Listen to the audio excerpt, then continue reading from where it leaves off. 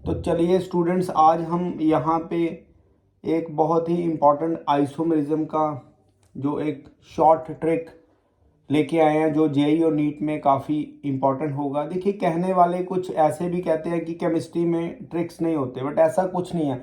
अगर ट्रिक नहीं है तो फिर आप जेई और नीट का कैसे क्वेश्चन सॉल्व करेंगे विद इन सेकेंड्स।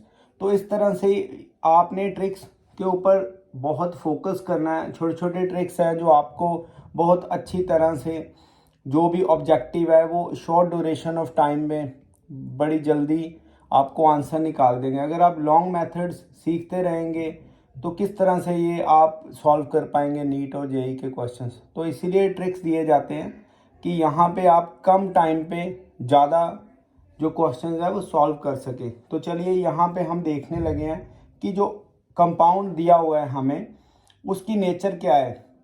जैसे ये वाला कंपाउंड है, क्या ये पोजिशनल आइसोमरिज्म शो कर रहा है या चेन आइसोमरिज्म। तो उसके लिए देखिए क्या करना है। हमारे पास डब्ल्यू वर्ड रूट है, यानी कि ये कार्बन नंबर्स के बारे में बताएगा, और एस सब्स्टिट्यूशनल ग्रुप जो हैंगिंग ग्रुप है। अगर तो वो सेम आ जाए, सेम कैसे, अगर हम सपोज करें 11 आ जाए तो ये सेम मानेंगे, अगर 12 आ जाए तो ये डिफरेंट मानेंगे।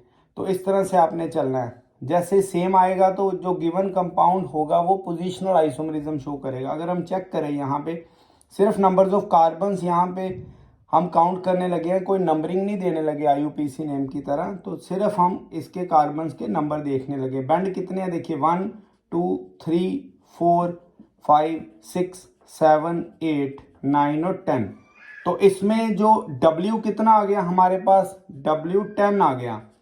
तो कोई भी सब्स्टिट्यूशनल ग्रुप हैंग नहीं कर रहा, तो इट मीन्स तो इसमें सब्स्टिट्यूशनल ग्रुप कितने आ गए, 0।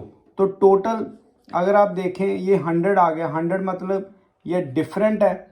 डिफरेंट में ये वाला कंपाउंड क्या शो करेगा, चेन आइसोमरिज्म।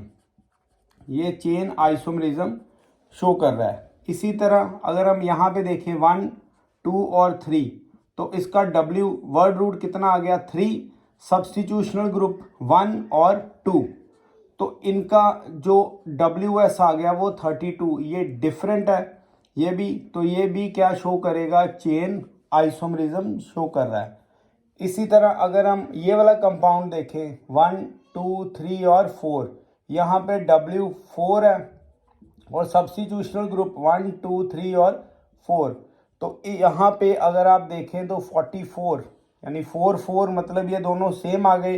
तो ये पर्टिकुलर कंपाउंड हमें पोजिशनल आइसोमरिज्म एग्जिबिट करेगा।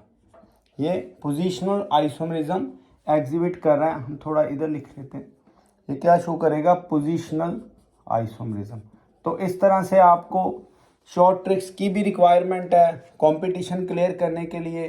अगर आप सिर्फ बोर्ड का ही करेंगे तो उससे बात नहीं बनेगी, और ना ही आपसे नीट और ना ही जेई में अच्छा रैंक लिया जाएगा। तो तभी छोटे छोटे ट्रिक्स हम यहाँ पे काउंट करते हैं। आप मेरी वीडियोस देखेंगे, काफ़ी सारे ट्रिक्स दिए गए हैं,